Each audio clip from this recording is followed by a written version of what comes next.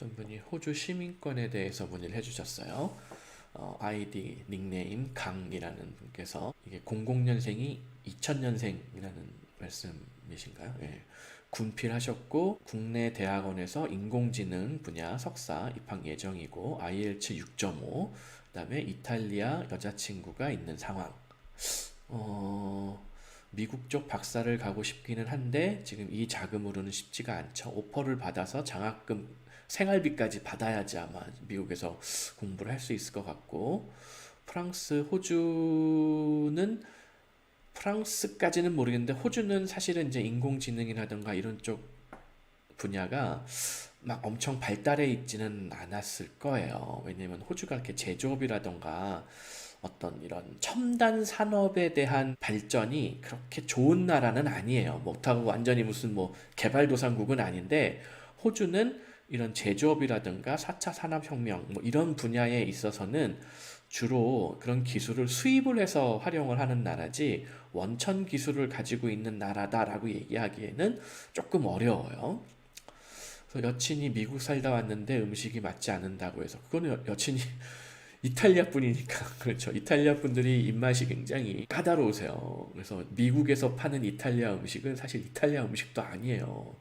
누가 어디 뭐 가끔 보면 미국 사람, 미국 애들이 와가지고 한국에 와가지고 뭐 피자가 어떠느니 뭐 컴플레인 하는 애들이 많이 보이는데, 어디 미국 피자도 다 보면은 미국 그 이탈리아 본토 피자하고 비교하면은 피자도 아니에요. 무슨 뭐 피자헛, 뭐 도미노 이런 거는 다 가짜 피자예요. 도우 자체가 이탈리아에서 흔히 먹는 그런 피자 도우가 아니에요. 그거를 하여튼 어디 뭐 그 미국이나 캐나다에서 온 무슨 뭐 원어민 교사들이 뭐 한국의 뭐 피자라든가 음식, 서양 음식에 대해서 컴플레인 하는 경우를 제가 가끔 마주치는데, 똑같아요. 어차피 본토 이탈리아 사람이 보기에는 미국 피자나 한국 피자나 다 정통도 아니고 맛도 없고 그래요. 그래서 미국에서 취업하면 당연히 좋죠. 근데 이제 미국에서 취업하려면은 거주 허가, 뭐 비자, 취업 비자, 영주권 뭐 이런 것들이 준비가 돼야 되니까 지금 프랑스 박사 진학,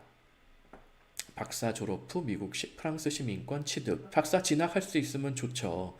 근데 지금 불어를 잘 못하는 상황에서 영어로 수업하는 프랑스 박사 과정이 있는지 제가 잘 모르겠어요. 프랑스어를 새로 배워서 박사를 한다? 그거는 잘못된 방법이에요. 사실은 조금 더 근원적으로 이 문제를 따지자고 보면은, 자, 인공지능 석사를 한국에서 굳이 해야 될 이유가 있는지, 이미 6.5잖아요. 아이엘츠 점수가.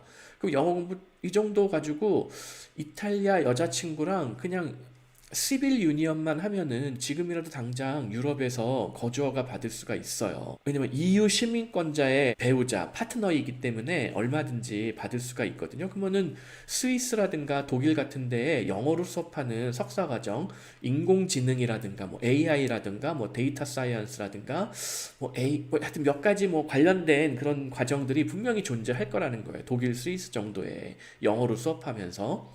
그러면은 그러니까 EU 시민권자 여자친구의 덕으로 나는 EU 거주 허가를 이미 쉽게 받을 수가 있단 말이죠. 그러면은 이탈리아 여자친구가 뭐 이런저런 알바라도 하면은 뭐 독일이 됐든 스위스가 됐든 어디서 뭐 어느 정도 알바는 충분히 할 수가 있거든요. 그러면은 조금 생활비 좀 같이 벌자고 하고, 남자친구는 그냥 바로 석사 과정부터 독일이나 스위스에 영어로 수업하는 과정, 학비 무료 이런 곳들, 그런 곳에서 공부를 하는 게 더 낫지 않을까요? 굳이 한국에서 석사 과정을 더 다녀서 이득을 볼 게 딱히 없어 보이거든요. 그렇게 석사 과정을 영어로 수업을 한 다음에 박사를 그 다음에 뭐 독일이나 스위스 박사가 아니 석사가 뭐 미국 박사 과정 어플라이 하면은 오히려 더 장학금이라던가 뭐 생활비까지 받을 수 있을 가능성이 더 높아질 것 같아요. 왜냐면 한국어로 공부하는 거는 물론 공부는 어떻게 더 잘 될지 모르겠지만은 영어로 공부하는 게 중요하단 말이에요. 사실 대부분의 이 한국의 공대 이공계생들의 그 뭐라고 장애물, 어떤 인생의 걸림돌은 영어예요, 사실은. 뭐 전기공학 엔지니어링이나 뭐 이런 일렉트리컬 엔지니어링이라든가 일렉트로닉스 엔지니어링이라든가 전부 다 사실 한국에서 공부하는 게 나쁘지 않아요. 뭐 독일, 스위스하고도 뭐 크게 뒤지는 공부가 아니에요. 공부가 뒤지는 게 아닌데 문제는 어학이 뒤져요. 자, 논문을 영어로 써야 되고 그다음에 무슨 논문 발표를 한다든가 뭐 어떤 뭐 학회에 나간든가 하면 영어로 발표하고 토론하고 뭘 해야 될 거 아니에요. 그러면 내가 아무리 좋은 무슨 뭐 연구 성과가 있다 하더라도 그 영어로 발표하고 토론하고 뭐 영어로 막 멋있게 뭐 논문을 쓰고 그 논문이 뭐 유명한 저널에 게재되고 이게 국내 대학원에서 공부할 때 조금 부족하다는 거예요. 그래서 저는 지금 당장 뭐 독일이나 스위스나 이 여자친구분의 덕을 본다라고 하면은 굳이 국내 대학원에서도 뭐 이거 장학금 받고 가시는지 뭐 어떤지 뭐 학비 내고 가는지 제가 잘 모르겠는데 그 돈이나 그 생활비나 결국 비슷할 거라는 거예요. 스위스는 조금 더 비싸겠지만 독일 정도는 별 차이가 없거나 오히려 저렴할 수 있다는 거예요, 생활비가. 그래서 아예 석사부터 독일 같은 데서 한번 시도를 해봐라. 그리고 박사를 미국에 시도해보고 안 되면은 다시 뭐 스위스나 독일에서 박사해도 되고. 그리고 스위스나 독일에서 박사하고 논문 많이 써가지고 영어로 내가 쓴 논문이 영어로 잘 써야지 누가 많이 인용을 하고 할 거 아니에요. 그래서 많이 인용이 되면 될수록 결국 미국 NIW 받을 때 훨씬 유리할 거 아니에요. 그래서 저는 석사를 국내 대학원에서 굳이 가야 할 이유는 안 보인다. 그리고 호주에서 뭐 인공지능 박사를 하겠다. 이거 돈 내야 돼요, 학비. 호주는 기본적으로, 물론 호주도 장학금을 주는 경우도 있고, 돈을 내는 경우도 있어요, 박사과정에. 근데, 모르겠어요. 이거 장학금 받고 가면은 영주권을 신청 못 하는 게 원칙이에요, 호주 같은 경우에는. 호주에서 장학금을 줄 때는 호주 영주권을 신청 못 하는 게 원칙이고, 돈을 내고 공부하는 사람만 영주권을 신청할 수가 있어요. 그거 잘 한번 찾아보세요. 그런 조건이 있어요. 그래서 호주에서 박사할 때 그 비싼 학비를 내고 생활비 내면서 뭐 글로벌 탤런트 비자 프로그램으로 이게 될지 안 될지도 몰라요, 사실은. 호주 박사를 하면은 호주 영주권을 바로 보장받는다. 그건 아니거든요. 그래서 지금 1번, 2번 계획이 일단 지금 조건에서 조금 안 맞는 방향이에요. 석사 자체를 영어로 수업하는 석사, 아예 석사 과정 자체를 이미 영어로 수업하는 과정을 지금 당장 시작할 수 있을 것 같으니까 조금 더 앞당기는 게 저는 좋을 것 같아요. 1, 2번이 뭐 불가능하다 이건 아닌데 별로 호주 박사 학비를 내야지만 영주권 신청 도전이 가능하다. 프랑스 박사 불어를 해야 되는데 장애물이 많아요. 1번, 2번까지 가는데 1번, 2번은 이 첫 단계부터 지금 장애물이 많기 때문에 조금 저는 비추해요. 그리고 시민권이 많아지면 본국에서 일을 하지 않아도 소득세를 내야 한다는데 맞나요? 그거는 어떤 나라 시민권이냐에 따라 다르고 내 거주지가 어디냐에 따라서 또 달라요. 그래서 이게 경우의 수가 복잡해서 간단하게 설명드리기는 어려워요. 캐나다 시민권자는 캐나다에서 일을 안 해도 세금을 캐나다에 납부해야 한다고 하더라고요. 이게 꼭 그렇지는 않아요. 이게 나라마다 이중과세 방지 협약 같은 게 되어 있어서 모르겠어요. 혹시 뭐 세금 신고는 해야 될 수도 있고 뭐 그럴 수는 있는데 무조건 세금을 어디서 내가 바깥에서 살더라도 세금을 내야 된다.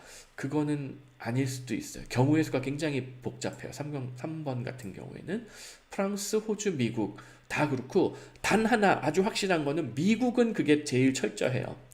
미국 시민권자는 미국에 살지 않더라도 무조건 세금을 내야 돼요. 물론 한국하고 이중과세 방지 협약이 체결되어 있기 때문에 한국에서 세금을 낸다던가 혹은 뭐 하면은 미국에 세금을 신고만 하고 내지는 않아도 되는 혹은 뭐 내더라도 뭐 조금만 내면 되는 뭐 그런 경우들이 있기는 있는데 아무튼 그 자산에 대한 신고, 소득에 대한 신고가 뭐 프랑스나 호주는 뭐 잘못됐다고 예를 들어서 뭐 세금 신고가 잘못됐다고 무슨 뭐 형사처벌을 막 뭐 아주 세게 한다던가 그러진 않거든요. 근데 미국 시민권자는 형사처벌이 좀 세요. 그냥 벌금 좀 맞고 형사처벌이라도 그냥 벌금 맞고 가는 게 아니라 잘하면은 감옥 갈 수도 있어요. IRS 때문에 감옥 가는 사람도 있어요. IRS?